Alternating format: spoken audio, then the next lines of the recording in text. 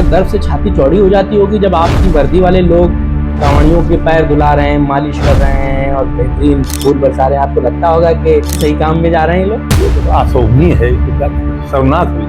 और कांवड़ियों के पैर छूना दबाना, जो उद्दंडता कर रहे हैं, तोड़ फोड़ कर रहे हैं, उनके खिलाफ कार्रवाई करने के बजाय पैर दबा रहे हैं और फोटो खिंचवा रहे हैं, शर्म आनी चाहिए। ये भी नंबर बढ़ा रहे हैं, वहां तक दिखा रहे हैं। इनको ऐसे लोगों को तो बर्खास्त किया जाना चाहिए। ये शर्मनाक, इससे ज्यादा क्या कहूँ। कार्यवाहक डीजीपी का जो चलन शुरू हुआ वो अभी तक थम नहीं पाया। मैं इसको उचित नहीं मानता हूँ। सुप्रीम कोर्ट ने बहुत सख्त लहजे में कहा था कि कोई राज्य सरकार कभी एक्टिंग डीजीपी नहीं बनाएंगे, क्योंकि उन्होंने यहाँ तक कहा था कि एक्टिंग डीजीपी बनाने का विचार भी दिमाग में नहीं लाएंगे। लेकिन अब सरकारें नहीं मान रही हैं, तो ये तो संवैधानिक मर्यादा के खिलाफ है। एनकाउंटर, हाफ एनकाउंटर वाली कहानी बहुत चल रही है। मैं अपने पीरियड में भी एसपी से लेकर डीजी तक मैं ये कहता था फर्जी एनकाउंटर नहीं होनी चाहिए। कभी कानपुर में एक एफआईआर दर्ज हो गई कि तमंचा लगा के गोली मार दिया पैर में। कोर्ट में पाया गया कि ये तमंचा तो कुछ दिन पहले किसी दूसरे मुकदमे में पेश किया गया था और उस तमंचे पे इंडेलिबल पेन से लिखा हुआ था उसका केस नंबर। अच्छा, तो इतना कंक्रीट प्रूफ मिल गया तो कोर्ट ने कहा एफआईआर दर्ज करिए। अब ये निश्चित मानिए कि उसमें सजा जरूर हो जाएगी इन लोगों को। अपनी नाकामी छिपाने के लिए अपराध कंट्रोल नहीं कर पा रहे हैं, तो ये ड्रामा करके गलत एनकाउंटर करके लोग दिखाना चाहते हैं कि साहब बहुत बढ़िया। डीजीपी तो पॉलिटिकल पोस्ट है। अगर आप चीफ मिनिस्टर को पसंद है तो डीजीपी बनेंगे, नहीं पसंद नहीं बनेंगे, सीधी बात। आप जब आईपीएस थे तो कभी आपका मन नहीं किया कि यार मैं भी वीआरएस ले लूं, सरकार से करीबी हूँ, बढ़िया चलूं, चुनाव लड़ूं? चुनाव में था तो मुझे लगता था कि मैं बहुत सीनियर हूँ, मुझको एक बहुत ही जूनियर पोस्ट पे इन्होंने पोस्ट कर दिया है, तो मुझे बड़ी कोफ्त होती थी उससे। तो उस समय जरूर मैंने अपनी पेंशन का पूरा कैलकुलेशन करा लिया था और मैं बिल्कुल वीआरएस लेने ही वाला था। अच्छा। हमारे डीजी थे AK जैन साहब, उन्होंने मुझे बहुत सख्ती से मना किया। I am grateful to mister Arvind Kumar Jain कि मैं वीआरएस ले लेता तो मैं डीजीपी कैसे बनता। मैंने स्वामी प्रसाद महोदय का समर्थन कभी नहीं किया। मैंने खाली इतना कहा था कि स्वामी प्रसाद महोदय को भी अपनी बात कहने का हक है, और कोई आदमी कुछ बात कहता है तो आप टूट मत पड़िए।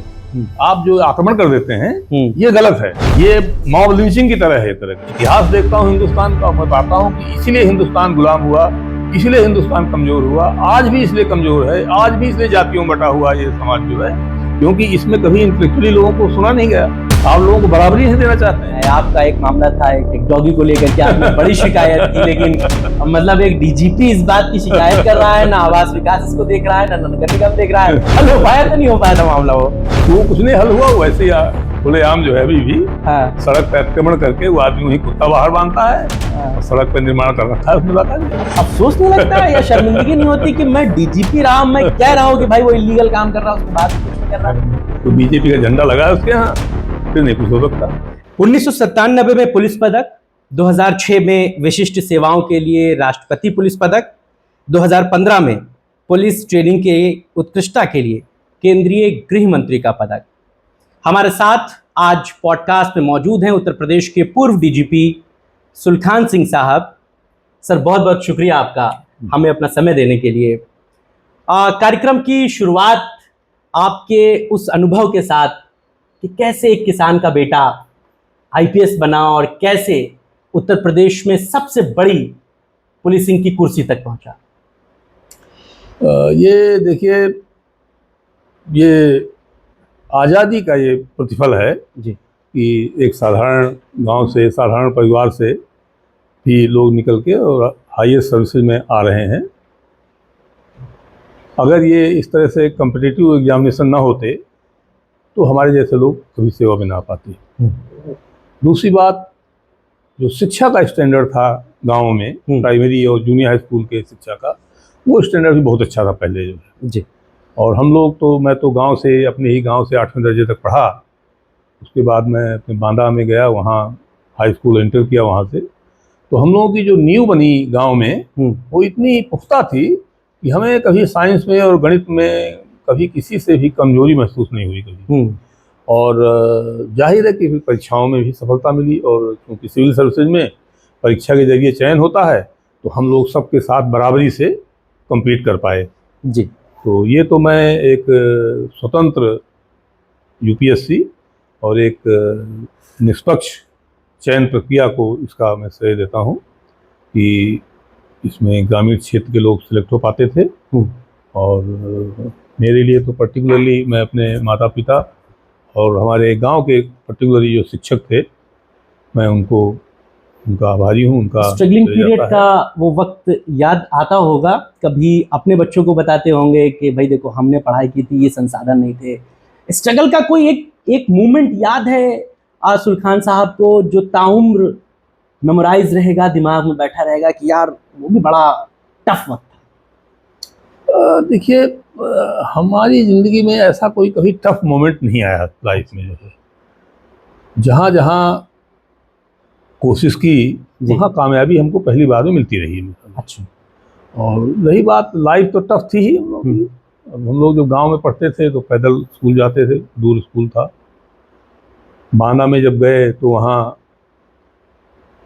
खुद खाना बनाते थे, किराए का कमरा लेके रहते थे। बरसात होती थी तो खाना ठीक से नहीं बन पाता था, चूल्हा नहीं जलता था। गांव से हम लोग लकड़ियाँ ले जाते थे ताकि वहाँ लकड़ियाँ खरीदनी न पड़े। तो ये इस तरह की सीमाएं थी, लेकिन नए उत्साह में ये चीज़ें बहुत पता नहीं लगती हैं। हाँ, क्योंकि हमको तो बहुत खास कभी दिक्कत महसूस नहीं हुई। ये चीज़ें लगती थी कि एक बार खाना बना खा लिया, उसके बाद चल रहे हैं। ये खुद का डिटर्मिनेशन था कि चीज़ें छोटी नहीं लगती थी, या क्यों ऐसा आपको लगता है? एक तो सारा माहौल भी वैसा था, ज़्यादातर लोग उसी बैकग्राउंड के थे, तो हम लोगों को कभी कमतरी महसूस नहीं होती थी।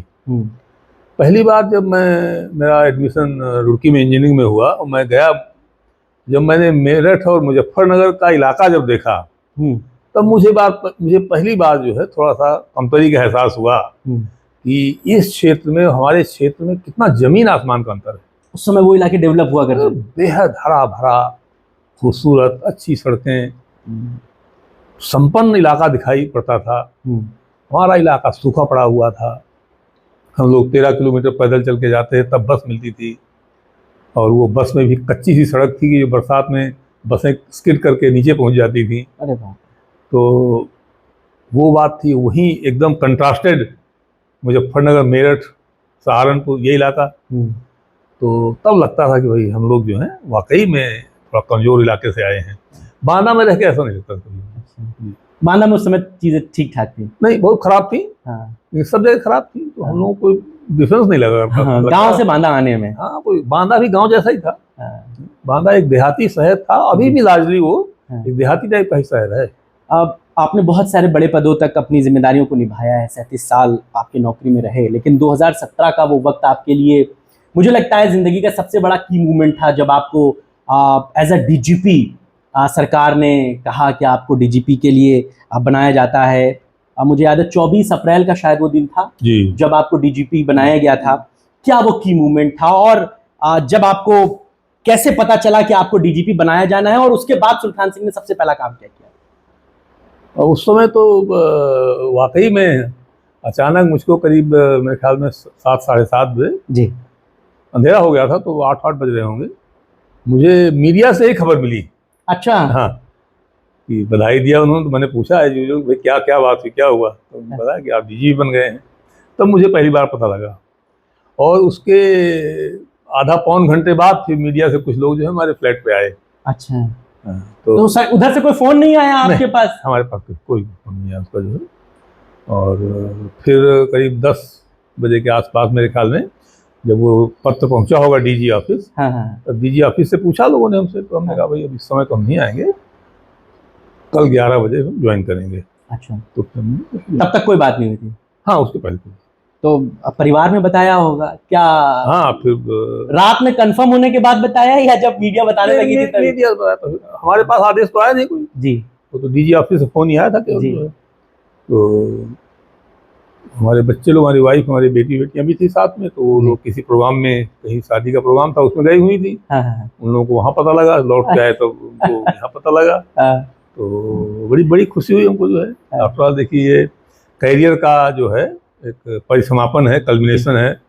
हाइट जो है, विश्व के सबसे बड़े पुलिस फोर्स का चीफ होना, ये गर्व की बात होती है। और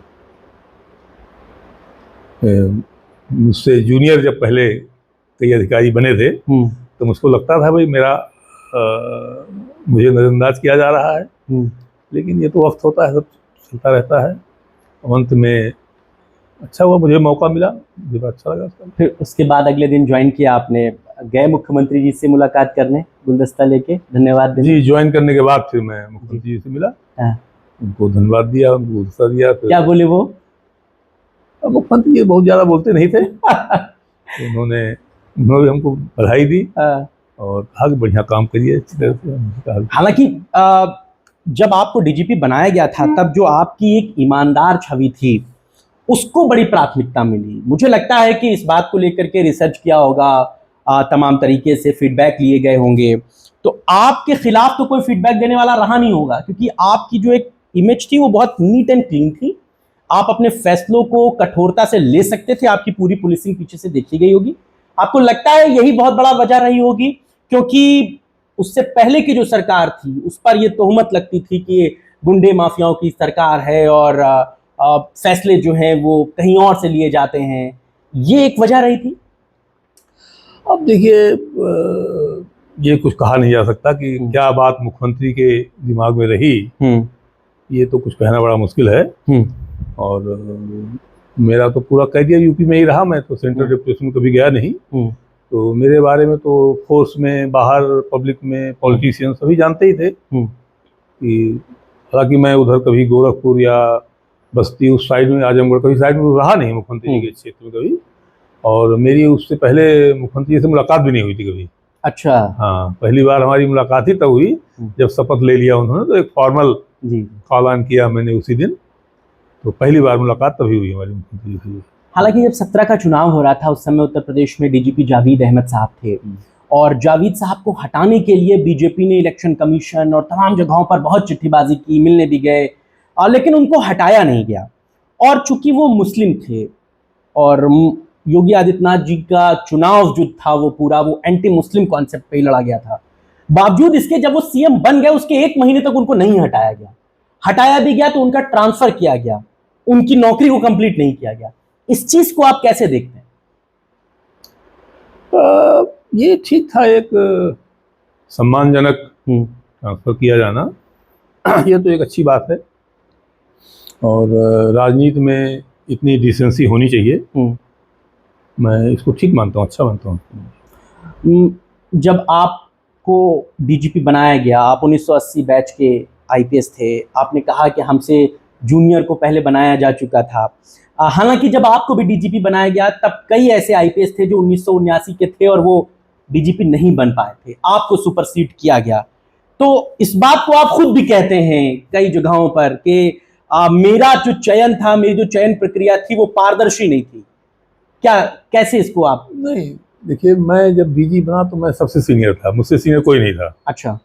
यही नहीं, मुझसे जूनियर भी एक कोई नहीं था। 81 बैच का भी कोई सर्विस में नहीं था।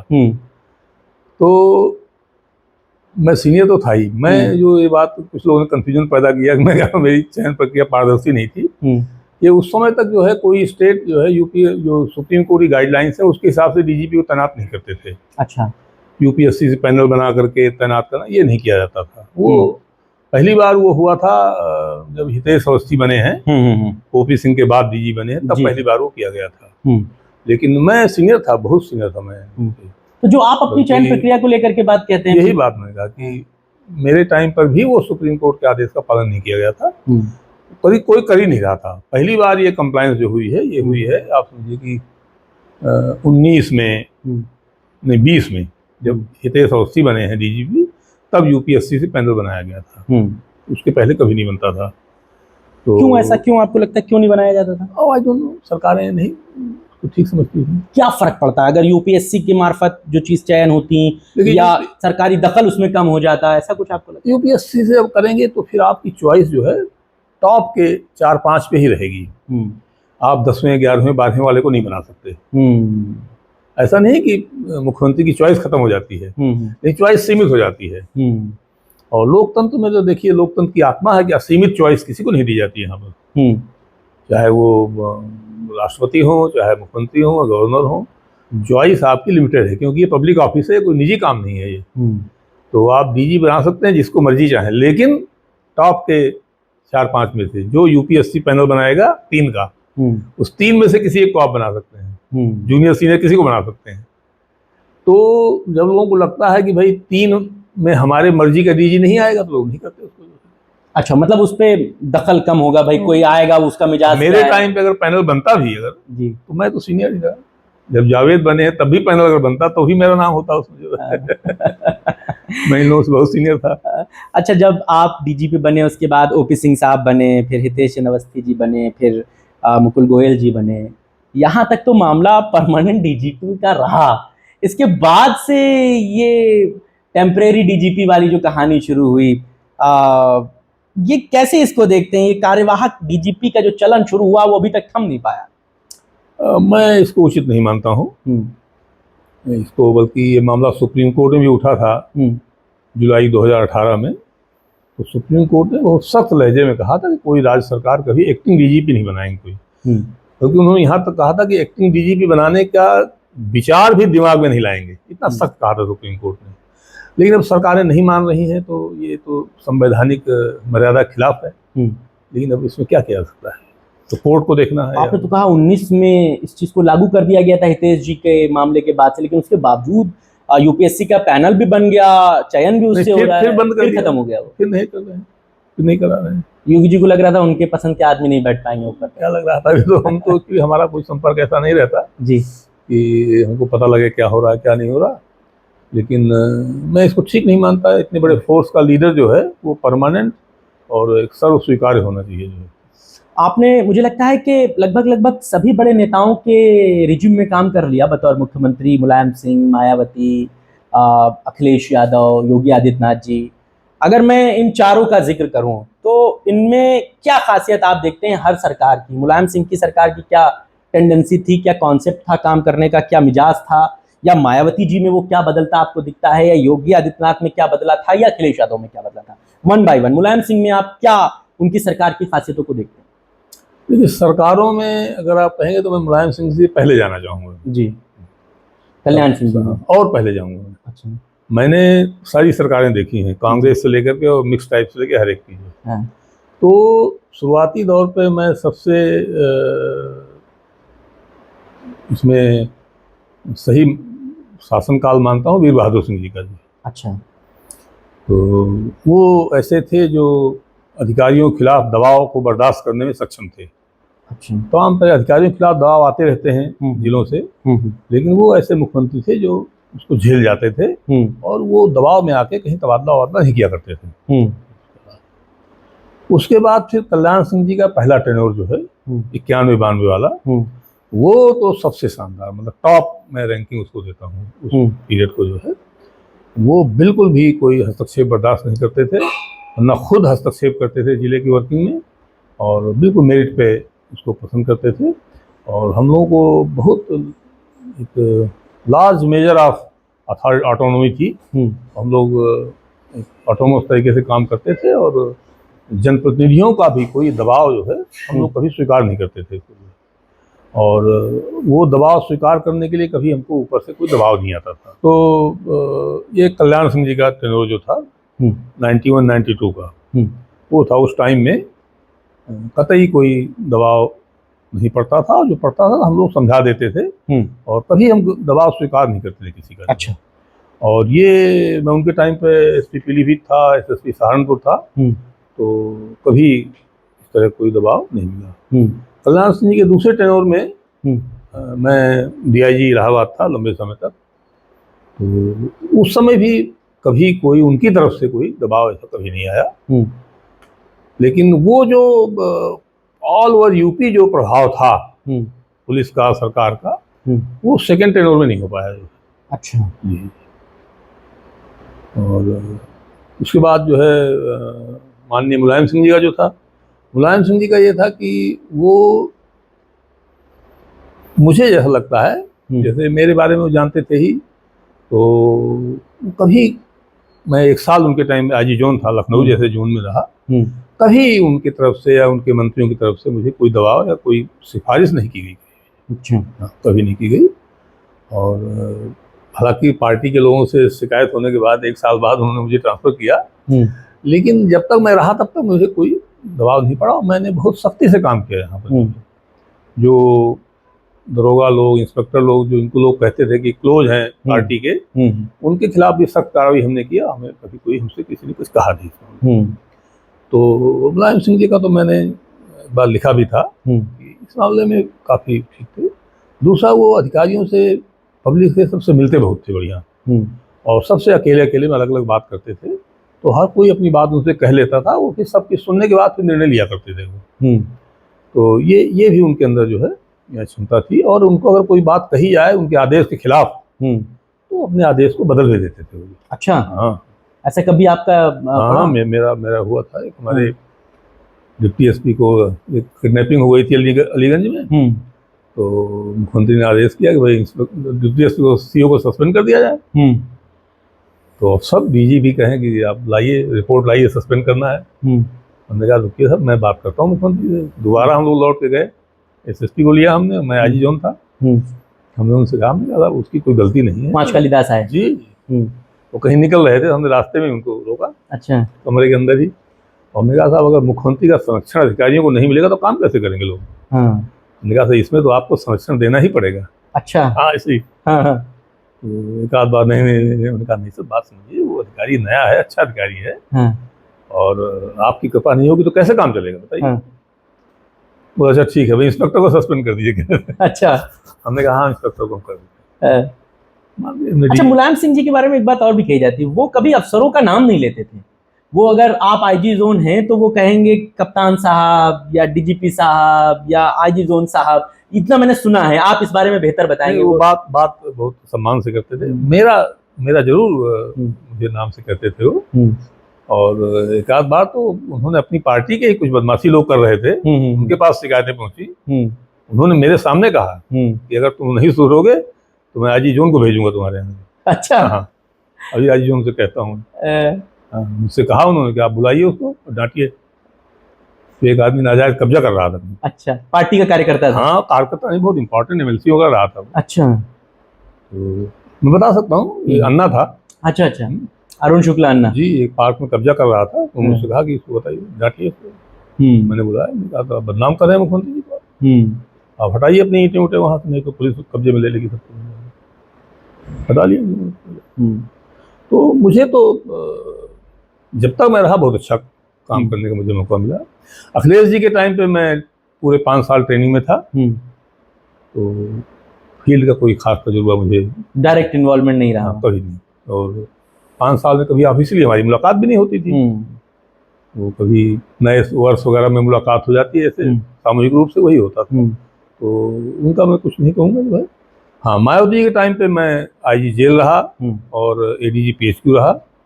तो वहाँ बहुत काम करने की हमको आज़ादी रही, और हमने जेल में भी और पीएचक्यू में भी बहुत ही अभूतपूर्व काम कराया वहाँ पर। आपने तो जेल पूरी शिफ्ट करा दी है। जेल में कितनी जेलें बनवाई हमने, जेल की डिजाइन बदल दी हम लोगों ने, जेल का स्टाफ का मानक बदल दिए जेल के, और पोस्टें ज़्यादा क्रिएट हुई, पे ग्रेड्स बढ़े, मतलब अभूतपूर्व कार्य हुए जेल में। तो इस तरह पीएचक्यू में भी इतने बजट, इतने फंड्स मिले। तो मायावती जी कहीं ज़्यादा मिलती जुलती नहीं थी, हमारी कहीं मुलाकात नहीं हुई उनसे, लेकिन उनके अधिकारी जो है सब बात सुनते थे और काम जल्दी जल्दी करते थे।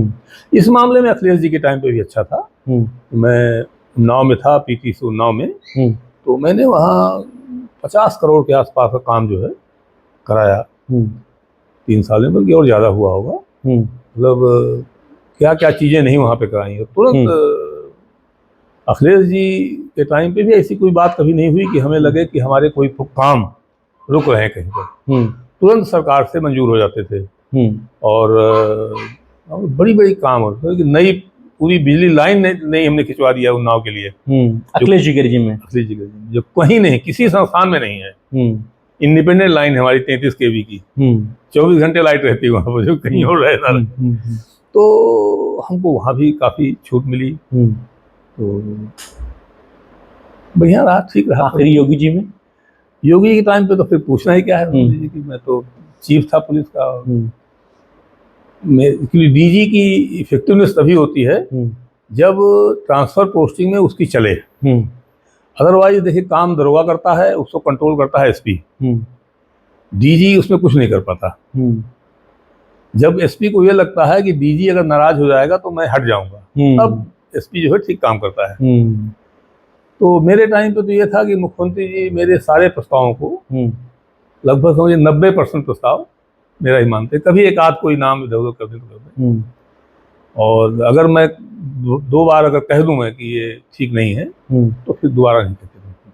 अपने नाम को लेकर के कभी आपने कोशिश नहीं की थी कि मैं भी डीजीपी बन जाऊं, अपनी बात किसी से कहलवाई हो? 4 बड़े नेता आपके भी जानने वाले रहे होंगे, जो मुख्यमंत्री के करीब रहे होंगे। मुझे जानने वाले तो हर पार्टी में थे, लेकिन मेरा संबंध ज़्यादा पर्सनल किसी से नहीं होता था। मेरी नेचर ऐसी रही है कि मैं बहुत ज़्यादा करीब नहीं किसी के आ पाता था। तो कभी पैरवी नहीं कराई अपनी? कभी नहीं। मैं तो जिले के लिए एसपी से लेकर के डीजी तक कभी किसी से नहीं। इवन मैं जब माननीय योगी जी से मिला, कॉल ऑन किया ऑफिशियली जो उनको, तब भी मैंने नहीं कहा कि आप मुझे डीजीपी बना दी, क्योंकि उन्होंने कहा कि आप तो सबसे सीनियर। मैं कहा जी मैं सीनियर हूँ। बस इतने में उन्होंने कहा ठीक है, 1.5 मिनट 2 मिनट बैठेंगे। अब पूरी इस नौकरी में कभी 5 कालिदास मार्ग से किसी भी रिजिम में इतने लोगों के नाम आपने लिए मुख्यमंत्री के, कहीं से फोन आया हो कि इसे छोड़ दो या इसे पकड़ लो? नेवर, नॉट वंस, एक बार भी नहीं, कभी नहीं। हम लोग जब एसपी थे तब तो खैर मुख्यमंत्री लोग एसपी से बात ही नहीं करते थे, कभी नहीं होता था। तो ज़्यादा से ज़्यादा कभी कभार डीजीपी कुछ कहें तो कहें, नहीं डीजीपी भी नहीं कहते थे एसपी को। बहुत इंडिपेंडेंट काम हम लोग करते थे। और ये सब जो नीचे के पुलिसिंग रहती है, ये भाई आप भले ना इन्वॉल्व होते हो पॉलिटिकल पार्टी से या नेताओं से, लेकिन नीचे के लोग तो अपना नंबर बढ़ाने के लिए लगे ही रहते हैं ना। तो कभी कोई सोर्स लेके आया हो अपनी ट्रांसफर के लिए, अपनी पोस्टिंग के लिए, या उसके लिए फोन आया हो कभी कि भाई मैं भेज रहा हूँ देख लेना एक आदमी को, या कोई पुलिस वाला ही आया हो, एसपी आया हो कि साहब ये देखिए कागज मुझे जो है ये मैं वहां से लिखा लाया हूँ, देख लीजिए इस पे, ऐसा कभी हुआ? मुख्यमंत्री से तो कभी नहीं हुआ। हायर लेवल से? मंत्रियों से जरूर कभी कभार टेलीफोन से ही सिफारिश करते थे, वो भी इंस्पेक्टर्स और इंस्पेक्टर्स के बारे में करते थे। डिप्टी एसपी की पोस्टिंग डीजीपी करते हैं, एडिशनल एसपी एंड अब गवर्नमेंट करती है, तो उसमें कोई सिफारिश की बात नहीं होती थी। डिप्टी एसपी के सर्किल एसपी तय करता है, तो उसमें कभी कभार लोग कहते थे तो हम सिफारिश को सिफारिश के तौर पे ही लेते थे और अपने हिसाब से जो ठीक लगता था वही करते थे। लोड लेते थे उन सिफारिशों का? कभी नहीं वर्क। तो जो लोग सिफारिश कराने आते भी होंगे उनको भी लगता होगा कि कोई फायदा तो है नहीं। हम किसी को मना नहीं करते थे। हाँ। कहते थे आप बिल्कुल बिल्कुल देखेंगे, बिल्कुल देखेंगे। और जब नहीं कोई काम होता था तो पोलाइटली मैं कह देता था कि साहब ये नहीं हो पा रहा है। कभी तो जिसकी बात हम नहीं भी मानते थे वो बुरा नहीं मानता था हमसे। हमारे संबंध किसी से इस बात को लेकर खराब कभी नहीं हुए। अच्छा, कभी कोई ऐसा आ गया हो आप ना चाह रहे हो उससे मिलना और वो खड़ा हो आपके सामने मिलने के लिए, कभी गुस्से में आपने उसको दफ्तर से निकाल दिया हो कि नहीं बाहर चलिए, बाहर बैठिए, नेता टाइप का कोई आदमी आ गया हो भौकाल दिखाता हो?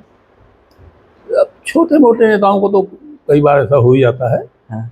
लेकिन किसी इम्पोर्टेंट नेता को कभी हमने निकाला हो ऐसी कोई बात नहीं। हाँ। बल्कि मैं तो ये जरूर करता था कि 2 घंटा मैं मिलने का टाइम रखता था। अच्छा। और डीजीपी तक मैंने यही रखा, 11 से 1 जो है पब्लिक से कोई भी आदमी मिले आकर के। लेकिन ये एमपी एमएलए जो हैं, ये जनप्रतिनिधि लोग हैं, ये अक्सर टाइम को नहीं मानते हैं लोग। तो इनको फिर मैं वेट भले ही करना पड़ जाए इन लोगों को, लेकिन मिलता जरूर था मैं। और ये भी मैं करता था कि दफ्तर से उठने के टाइम पर मैं फिर पूछता था कोई बैठा तो नहीं है। तो अगर जनप्रतिनिधि कोई आ गया कभी दे दिया तो मिलता जरूर था। तो मैं घर पे नहीं नॉर्मली मिलता था लोगों से। ये मैं कुछ करता, मैं घर पे ना मिलूँ, ड्राइंग रूम में अपने किसी को बैठाता नहीं था कभी। तो पर्सनल ही मेरा रहता था। और एसपी में डीआईजी में जब मिलते थे तो घर के ही कॉन्फिडेंशियल दफ्तर में ही मिलता था मैं लोगों को, चाहे वो कोई भी कोई। पूरी पुलिसिंग में कभी कोई ऐसा कलम चला जिसका मलाल रह गया हो कि ये नहीं करना चाहिए था और प्रेशर में, दबाव में, खुश होके, गुस्से से वो करना पड़ा? कभी ऐसे प्रेशर में तो हमने कुछ किया नहीं, बल्कि इसमें समझिए कि हमारे तबादले जरूर जल्दी जल्दी हो गए जो है। आप समझिए कि मैं 5 जिलों में एसपी रहा, लेकिन केवल 1 जिले में 1 साल से ज्यादा रहा मैं। कहीं 3 महीना, कहीं 2.5 महीना, कहीं 5 महीना, कहीं 8 महीने, इस तरह में एसपी रहा। तो मुझे ये रहता था कि भाई मेरा तबादला हो जाए, मैं अपने जो मेरा कॉन्सेंस है उसके खिलाफ मैं नहीं करूँगा। मैं अपनी अंतरात्मा के खिलाफ मैं कभी कोई काम नहीं करता। मैं कांस्टेबल के तबादले को भी नहीं करता था जो मेरी मर्जी के खिलाफ हो। कभी ऐसा मामला फंसा? नहीं कभी। कहा जा रहा ऊपर से कि कर दो भाई सुल्तान, आप करोगे साहब, मन नहीं कर रहा, हम नहीं कर पाएंगे। ऊपर से कोई नहीं कहता था, मंत्री उनती कभी कहते थे का, तो उनसे मैं कहता था कि सर ये ठीक नहीं है, हमारी बात खराब हो जाएगी। आपने बहुत लंबा रिजिम देखा पुलिसिंग का। अभी जो मौजूदा वक्त है, एक एनकाउंटर, हाफ एनकाउंटर वाली कहानी बहुत चल रही है। कैसे देखते हैं आप इनको, इस पूरी व्यवस्था को? अपराधी को गोली मार दी जा रही है, अब बहुत सारे सवाल खड़े हो रहे हैं इस प्रक्रिया पर भी, सुप्रीम कोर्ट से लेकर के अपोजिशन तक। देखिए, पुलिस में जैसे आर्म्ड अपराधी काफ़ी बढ़ रहे हैं, तो इनकाउंटर तो एक मजबूरी है, कैसे समझिए, इनकाउंटर तो होंगे ही होंगे। अब मुलजिम जो है गिरफ्तारी का विरोध करते हैं और वो भी आम तरीके से करते हैं, तो इसलिए इनकाउंटर तो हो ही जाते हैं। बस मैं जबकि देखता हूँ कि तमाम गलत इनकाउंटर हो गए, कोर्ट ने FIR करा दी, कोर्ट ने 15 आदमी को 20 आदमी को सजा कर दिया। एक मामला हुआ था उसमें 45 लोगों को उम्र कैद की सजा हो गई एनकाउंटर में। तो ये सब मैं जब देखता हूँ तो इसलिए मैं कॉशन जरूर करता रहता हूँ। और मैं अपने पीरियड में भी SP से लेकर DG तक मैं ये कहता था भाई फर्जी एनकाउंटर नहीं होना चाहिए, बिल्कुल ध्यान रखिए। इससे आपकी इफेक्टिवनेस खत्म हो जाती है, कोई भरोसा नहीं करता आप पर, जो है कोर्ट भरोसा नहीं करता है। तो मौजूदा पुलिसिंग जो काम कर रही है, आपको लगता है कि मैं इसे कॉशन करता हूँ, मैं करता रहता हूँ जितना मेरा पहुँच है कि भाई कोई गलत काम मत करिए, ये आपके लिए, आपके परिवार के लिए, आपके करेक्टर के लिए ठीक नहीं होती, डिपार्टमेंट के लिए ठीक नहीं। आप अपने सोशल मीडिया पे इसको खुलकर लिखते हैं कि अभी आप कर रहे हो किसी दबाव में, 25 साल बाद कोई आपके साथ खड़ा नहीं होगा। आपने तमाम जिक्र किए, आपने प्रयागराज का एग्जाम्पल दिया, फर्जी इनकाउंटर मामले में 12 लोग पुलिस वालों पर FIR हुई। आपने गाजीपुर का जिक्र किया, 22 साल बाद पुलिस वालों को सजा सुनाई गई। आपने सीतापुर का जिक्र किया, 25 साल बाद पुलिस वालों को सजा सुनाई गई। ये कभी कानपुर में एक FIR दर्ज हो गई कि तमंचा लगा के गोली मार दिया पैर में, और कोर्ट में पाया गया कि ये तमंचा तो कुछ दिन पहले किसी दूसरे मुकदमे में पेश किया गया था, और उस तमंचे पे इंडेलिबल पेन से लिखा हुआ था उसका केस नंबर। अच्छा, तो इतना कंक्रीट प्रूफ मिल गया तो कोर्ट ने कहा FIR दर्ज करिए। अब ये निश्चित मानिए कि उसमें सजा जरूर हो जाएगी इन लोगों को, जो है 307 में सजा होगी, गोली मारा है उसको पैर में। तो ये पुलिस वाले क्यों करते हैं? अब क्या कहें, नंबर बढ़ाने के लिए?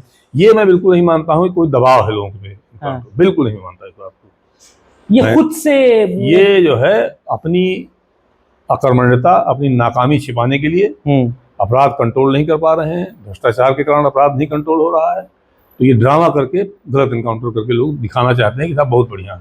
किसको दिखाना चाहते हैं? सरकार को दिखाना चाहते हैं, जनता को गुमराह करना चाहते हैं, मीडिया को गुमराह करके मीडिया के जरिए ये दुष्प्रचार कराते हैं कि साहब बहुत अच्छा, बड़ा इनकाउंटर हो गया, बड़ा इनकाउंटर हो गया। ये गलत चीजें हैं, ये इससे छुपा रहे हैं अपनी नाकामयाबी को, जो अपने भ्रष्टाचार को छुपा रहे हैं लोग पुलिस वाले। इसमें ज्यादा गलत टाइप के पुलिस वाले हैं जो काम ठीक नहीं करते हैं, ये करके और अपने उसको ढकना चाहते हैं। मगर कहीं ना कहीं से तो बैक सपोर्ट मिलता होगा ना। कोई अगर किसी को गोली मार दे रहा है, अपनी मर्जी से तो गोली मार नहीं सकता होगा ना। कहते हैं कि सरकारों में बिना इजाजत के पत्ते नहीं हिलते हैं, तो किसी को कोई गोली कैसे मार सकता है, चाहे पुलिस वाला ही क्यों ना हो? सरकार से तो मुझे अभी भी नहीं लगता है, कभी भी नहीं ऐसा रहता था। लेकिन ये है कि सरकारें फिर नजरअंदाज करने लगती हैं। सरकारें जब नहीं कुछ कर पा रही हैं, जब सरकारें क्राइम कंट्रोल नहीं कर पा रही हैं, लॉ एंड ऑर्डर ठीक नहीं हो पा रहा है, तो सरकारें भी इसका कहती हैं ठीक अच्छा है, फंसेंगे तो ये फंसेंगे, हम तो नहीं फंसेंगे। इनकी तो बुक में लिखा जाएगा कि इतने एनकाउंटर, जब प्रमोशन होगा, जब DGP बनने की बारी आएगी तो देखा जाएगा ना कि भाई कोई नहीं देखता है DGP, ये कोई थोड़ी देखता है। आपके गुड वर्क नहीं देखे जाते हैं? कुछ नहीं। तो देखिए DGP तो पॉलिटिकल पोस्ट है। अगर आप चीफ मिनिस्टर को पसंद है तो DGP बनेगा, नहीं पसंद नहीं बनेगा, सीधी बात है। इसीलिए वो CO अनुज चौधरी जैसे लोग सब कुछ कर गुजरते हैं, मनमानी करने लगते हैं। उनको भी लगता होगा कि बड़े साहब देख रहे हैं। अब देखिए, ये पूरे देश में एक अजीब सा तमाशा है। तमाम लोग जो हैं इस तरह गलत काम करके लाइट में आते हैं और फिर वो सोचते हैं कि इससे हमको प्रोटेक्शन मिल जाएगा। मिलता है कभी प्रोटेक्शन? नहीं, उसका मीडिया समर्थन करने लगता है। आप देखिए, गुजरात में एक अधिकारी था जो फर्जी मोदी पे आरोप लगा के लाइमलाइट में आना चाहता था। अब जब उसको सजा हो गई तो लोग कह रहे हैं साहब इसे सजा हो गई कि मोदी के खिलाफ बोल रहा था ये। अरे भाई वो मोदी से बहुत पहले का मुकदमा है वो। अरे मोदी जब मुख्यमंत्री बने उससे पहले का केस है, मोदी की इसमें क्या गलती है। तो ये पुलिस वाले ये भी किया करते हैं कि एक ऐसा स्टैंड ले लेंगे कि भाई सरकार से संरक्षण मिल जाए तो मिल जाए, नहीं कम से कम मीडिया करे, या अगली पार्टी, हम इस सरकार के खिलाफ चले जाएंगे तो अगली वाली पार्टी कोई आएगी उसको लगेगा साहब ये ठीक है। अजीब अजीब से एडवेंचरिज्म, मैं कहता हूँ इसको, एडवेंचरिज्म का माहौल बनता है। अच्छा, आप जब आईपीएस थे तो कभी आपका मन नहीं किया कि यार मैं भी वीआरएस ले लूं, सरकार से करीबी हूं, बढ़िया चलूं, चुनाव लड़ूं असीम अरुण की तरह, और सरोजनी नगर के जो विधायक हैं अभी मौजूदा लखनऊ में उनकी तरह, या पीएल पुनिया की तरह, या अहमद हसन की तरह? ऐसा कभी नहीं ख्याल आया कि चलती नौकरी छोड़ी जाए और चला जाए? चुनाव के लिए तो कभी नहीं आया। हाँ। मैं जब उन्नाव में था तो मुझे लगता था कि मैं बहुत सीनियर हूँ और मुझको एक बहुत ही जूनियर पोस्ट पे इन्होंने पोस्ट कर दिया है। हाँ। तो मुझे बड़ी कोफ्त होती थी उससे। हाँ। तो उस समय जरूर मैंने अपनी पेंशन का पूरा कैलकुलेशन करा लिया था और मैं बिल्कुल वीआरएस लेने ही वाला था। अच्छा। हमारे डीजी थे AK जैन साहब। हाँ, हाँ। उन्होंने मुझे बहुत सख्ती से मना किया। अच्छा। कि आप ये कुछ मत करेंगे। तो I am grateful to mister Arvind Kumar Jain कि मैं अगर वीआरएस ले लेता तो मैं डीजीपी कैसे बनता है? और मैं डीजी ट्रेनिंग ना बनता तो मुझे ट्रेनिंग का मेडल ना मिलता। तो मुझे इतना मौका ना मिलता काम करने का। तो अच्छा, जब तक आप रिटायर नहीं हुए तब तक तो आपका करियर बहुत शानदार रहा, लेकिन रिटायर होने के बाद आपसे बहुत सारे विवाद भी जुड़ गए। रामचरितमानस को लेकर के आपने स्वामी प्रसाद मौर्य का सपोर्ट कर दिया उस समय जब उनकी पार्टी के लोग ही उनका विरोध कर रहे थे। फिर जब आपने सपोर्ट किया तो फिर एक तथाकथित हिंदुओं का एक बड़ा गैंग जो था वो आपके खिलाफ हो गया। देखिए, ये दुर्भाग्य है कि हमारे समाज में लोग खाली सपोर्ट और अपोजिशन देखते हैं। मैंने स्वामी प्रसाद मौर्य का समर्थन कभी नहीं किया। मैंने खाली इतना कहा था कि स्वामी प्रसाद मौर्य को भी अपनी बात कहने का हक है, और कोई आदमी कुछ बात कहता है तो आप टूट मत पड़िए। आप जो आक्रमण कर देते हैं ये गलत है। ये मॉब लिंचिंग की तरह है एक तरह का। आप इंटेलेक्चुअली मीट नहीं कर सकते उसकी बात को तो आप हमला करते हैं। ये आपकी चारित्रिक कमजोरी का बताता है कि आप कमजोरियत का निशानी है ये। भाई मैं आपसे कोई इंटेलेक्चुअल बात करूंगा और हमला कर दे हमारे ऊपर, गाली गलौज पे उतर आए या मारपीट करने लगे, तो ये खराब कमजोर चरित्र का द्योतक है ये। लेकिन आप जिनको समझा रहे थे वो तो अभी भी झुंड बन के समझे जाए ना समझे कोई। देखिए, मैं तो इंडिपेंडेंट आदमी हूँ अब मैं जी, और उनकी पार्टी के लोग समर्थन करें ना करें इसलिए उनको वोट देखना है, मुझे तो वोट नहीं देखना है। मैं तो इतिहास देखता हूँ हिंदुस्तान का, मैं पाता हूँ कि इसीलिए हिंदुस्तान गुलाम हुआ, इसलिए हिंदुस्तान कमजोर हुआ, आज भी इसलिए कमजोर है, आज भी इसलिए जातियों बटा हुआ ये समाज जो है, क्योंकि इसमें कभी इंटेलेक्चुअली लोगों को सुना नहीं गया। आप लोगों को बराबरी नहीं देना चाहते हैं। आपको इस बात पे आपत्ति है कि ये मौर्य होकर क्यों विरोध कर रहा है तुलसीदास जी का। भाई तुलसीदास जी और रामचंद्र जी आपके पूर्वज हैं नहीं, ये तो मैं नहीं मानता, मैं नहीं जानता हूं ये, लेकिन मौर्य के तो है ही है कम से कम। आपने तो हमेशा राम का विरोध किया, आपने तुलसीदास जी का विरोध किया, आपने रामायण उनकी मानस छीन के गंगा में डाल दी, अब आप उनको जो है अपने कब्जे में लेना चाहते हैं। ये तो हमारे हिंदुओं का चरित्र है। और स्वामी प्रसाद मौर्य जैसे लोग हैं ये जबरदस्ती शूद्र बन जाते हैं और उसका लाभ लेना चाहते हैं। तो ये इनका ये भी कहना गलत है कि ये शूद्र है, ये शूद्र नहीं है। तो अब इसमें बड़ा गड्ढमड्ढ सा है। तो हमारा ये कहना है कि भाई जो बोल रहा है उसको बोलने दीजिए। अगर आप इंटेलेक्चुअली मीट कर सकते हैं उसको तो बोलिए, अगर आप नहीं कर सकते हैं जबान बंद रखिए, कम से कम कोई तो बोलेगा।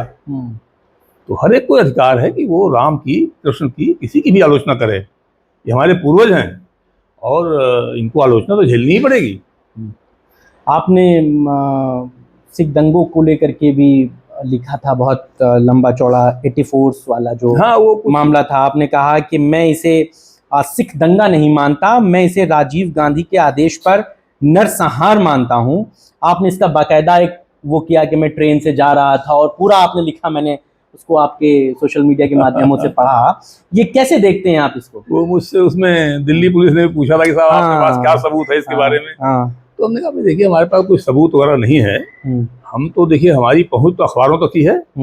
तो हम तो अखबारों से ही देख के जानते हैं इसको कि भाई दिल्ली जैसे इसमें आप कंट्रोल नहीं कर पा रहे हैं, और दिल्ली पुलिस जो है वो वैसे भी होम मिनिस्टर के अंडर में आती है, सेंट्रल होम मिनिस्टर के अंडर में आती है, तो छोटा सा शहर नहीं कंट्रोल हो रहा है आपसे जो है, तो इसको क्या कहा जाए बताइए।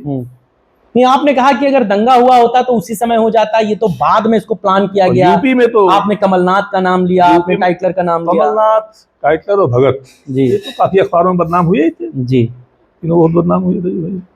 और इसमें तो टाइटलर को मेरे ख्याल में सजा भी बाद में शायद हुई है, मुकदमा चलता रहा आखिर तक टाइटलर और भगत पे जो है। तो दोबारा जांच हुई, चार्जशीट लगी, सब कुछ पूरा हुआ, और ये भी है कि ये लोग बहुत ही क्लोज थे राजीव गांधी जी के। तो उससे एक अनुमान मैंने लगाया था, तो मैंने दिल्ली पुलिस को बताया, मैंने कहा मेरे पास सबूत कुछ नहीं है, मैं कोई चक्षुदर्शी गवाह नहीं हूँ। यूपी में मैंने जरूर देखा था कि जैसे ये घटना हुई थी, मेरे ख्याल में दोपहर के आसपास घटना है, और शाम को ट्रेन में मैंने सुना, लोगों ने बताया। आपने लिखा कि मैं 31 अक्टूबर के दिन पंजाब मेल ट्रेन से लखनऊ से वाराणसी जा रहा था। ट्रेन अमेठी स्टेशन पर खड़ी थी। उस समय एक व्यक्ति जो वहीं से ट्रेन में चढ़ा था, उसने बताया इंदिरा गांधी को गोली मार दी गई। फिर उस दिन कुछ नहीं हुआ, अगले दिन जो है दंगे शुरू हो गए बनारस में।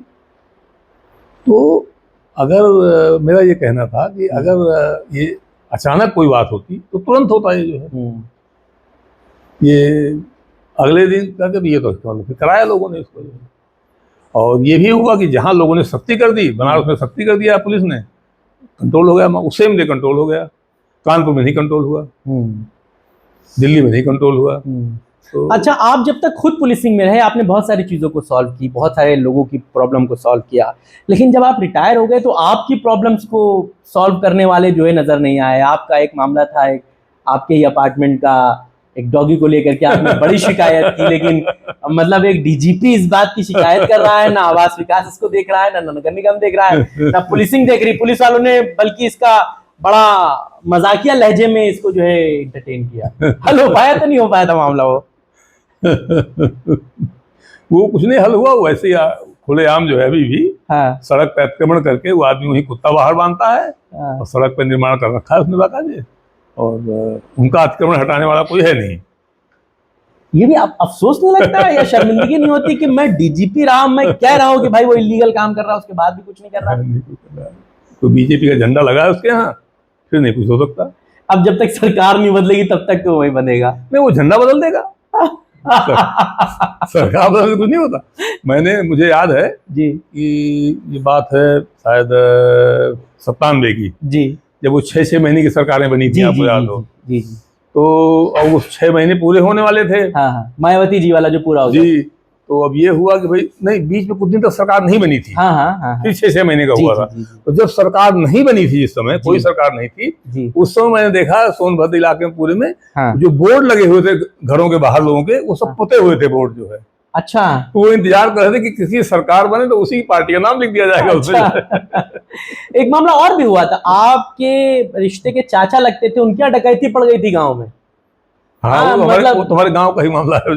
ये भी एक बड़ा दुर्भाग्य था कि एक डीजीपी के रिश्तेदार के घर डकैती पड़ जाए और कोई मामला हल ना हो। इसमें क्या रहा था? कुछ निकला नहीं, कुछ पता नहीं चला, कुछ निकला नहीं इसमें।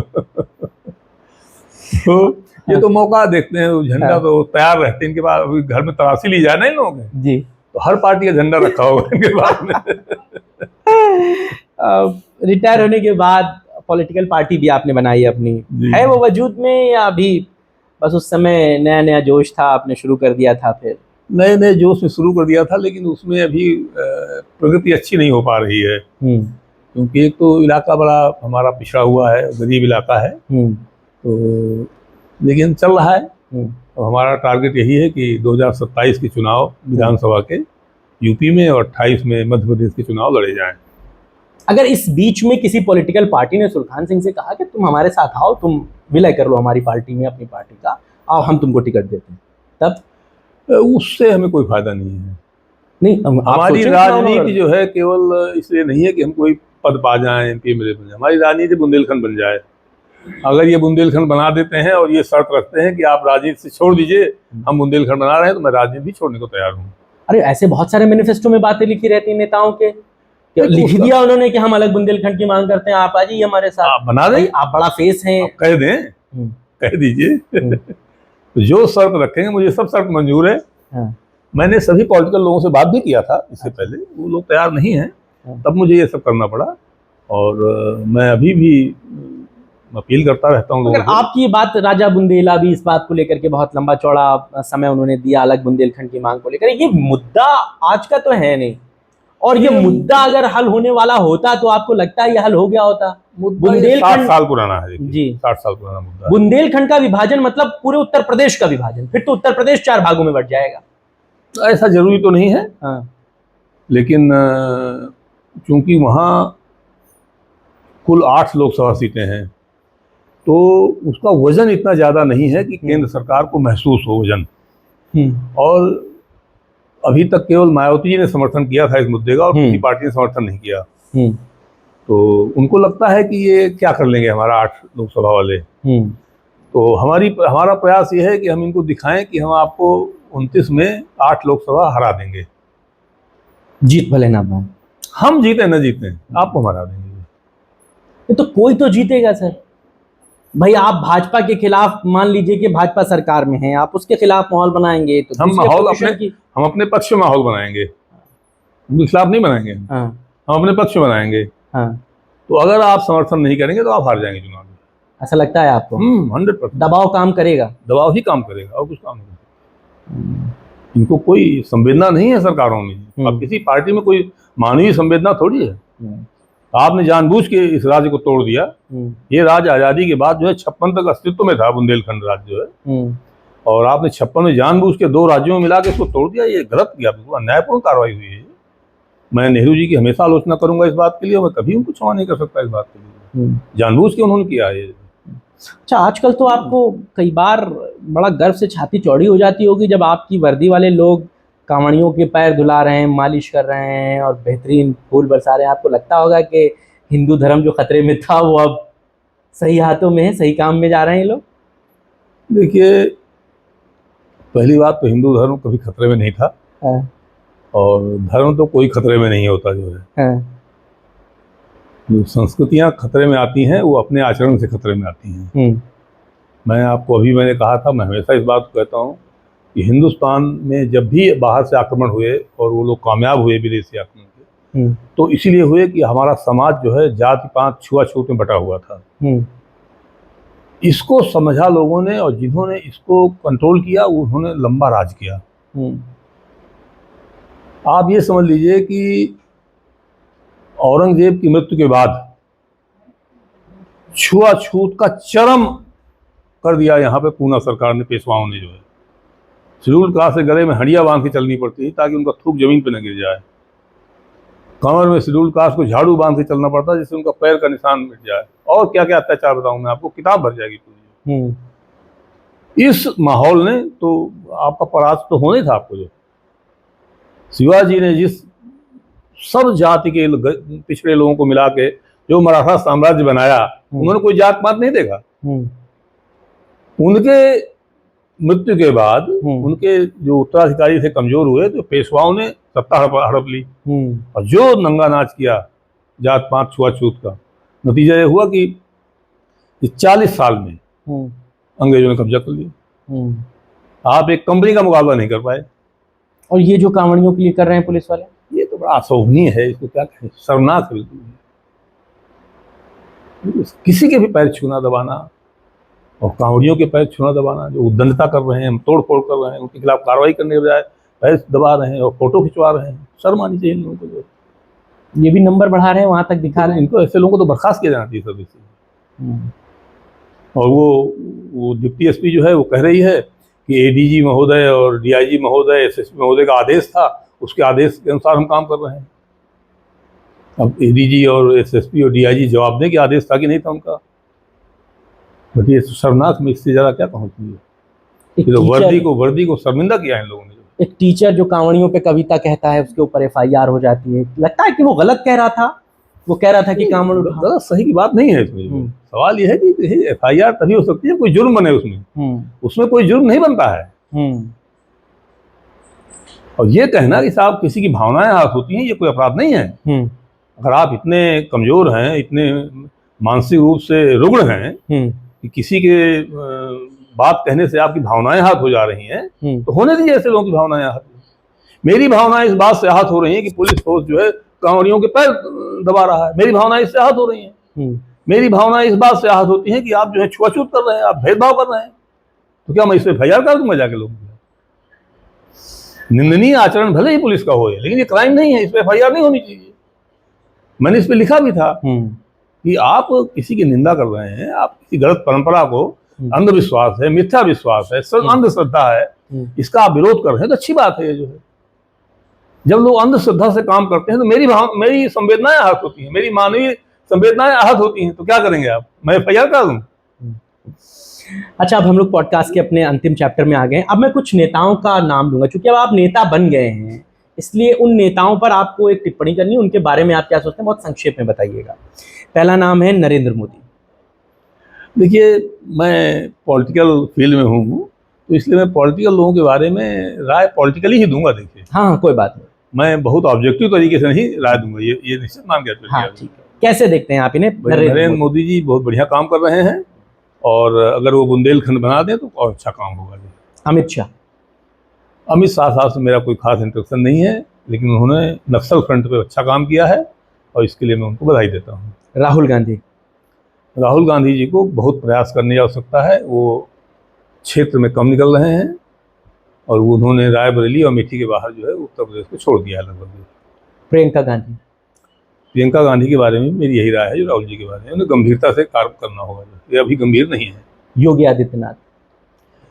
आदित्यनाथ जी जो है वो बहुत संवेदनशील व्यक्ति हैं और हमारे बॉस रहे हैं, तो इसलिए मैं उनका असेसमेंट नहीं करना चाहूँगा। अखिलेश यादव जी हमारे मुख्यमंत्री रहे हैं, उन्होंने हमारे बड़े अच्छे हमको रिमार्क दिए हैं, SCR अच्छे दिए हैं हमको जो है।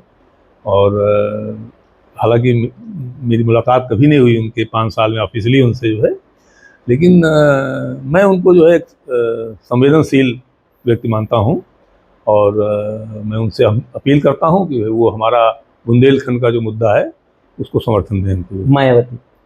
मायावती जी ने इस मुद्दे को समर्थन दिया है, और मैं उनको धन्यवाद देता हूँ। उन्होंने मुझको, जब मैं उनके टाइम में तैनात रहा, बहुत समर्थन मिला उनकी सरकार से, तो उसके लिए भी धन्यवाद देता हूँ। मैं फिर एक बार उनसे अनुरोध करूँगा कि आपने पहले समर्थन दिया है बुंदेलखंड को, दोबारा समर्थन दीजिए, और इसके लिए हम उनको धन्यवाद देंगे। जब खाली समय रहता है तो क्या करते हैं आजकल? मैं खाली समय में एक तो हाई कोर्ट में प्रैक्टिस कर रहा हूँ आजकल जी, और दूसरा फिर मैं पढ़ाई करता हूँ। पिक्चर देखते हैं? पिक्चर बहुत कम देखता हूँ। आखिरी कौन सी देखी? मैं तो अभी 2 दिन पहले देखी थी, झुक गया आसमान, राजेंद्र कुमार की पिक्चर। देखी तो वही पुरानी देखी? हाँ, मैं पुरानी पिक्चरें देखता हूँ, नई पिक्चरें। मैं धर्मेंद्र का फैन हूँ। अच्छा, पसंदीदा हीरो? धर्मेंद्र की पिक्चरें ढूंढ के मैं देखता हूँ। तो अब हॉल पे पिक्चर देख पाते हैं या OTT पे ही देख लेते हैं? देख पाते हैं, तो नहीं देख पाते हैं। कभी कभार जब कोई बच्चे हुए तो लोग हुए तो चले गए, देखा, और अदरवाइज नहीं जाते। अदरवाइज तो मैं यहीं पे टेलीविजन पे पुरानी पिक्चरें धर्मेंद्र की खास तौर पर देखता हूँ, बाकी और भी देखता रहता हूँ, जो धर्मेंद्र की पिक्चर मैं सब देखता हूँ। चलिए, बहुत शुक्रिया सर, बहुत अच्छा लगा आपसे बातचीत करके, आपने हमको बहुत लंबा वक्त दिया। तो सुल्तान सर हमारे साथ थे, वो तमाम बातों पर खुलकर बात कर रहे थे। और हाँ, अंत में मैं चाहूँगा कि आप हमारे व्यूअर्स को, हमारे चैनल को सब्सक्राइब करने के लिए एक बार ज़रूर बोलें। बिल्कुल, मैं सबसे अपील करूँगा कि आप इस चैनल को सब्सक्राइब करें और शेयर भी करें, जिससे कि चैनल की पॉपुलैरिटी बढ़े, और आपको भी सब्सक्राइब करेंगे तो आपको नोटिफिकेशन मिलेंगे, सूचना मिलती रहेगी। बहुत शुक्रिया सर। तो तमाम बातचीत आपको कैसी लगी हमें ज़रूर बताइएगा, अपने कमेंट्स हमें ज़रूर लिख भेजिएगा। आज के इस अनकट पॉडकास्ट में बस इतना ही। बहुत शुक्रिया, नमस्कार।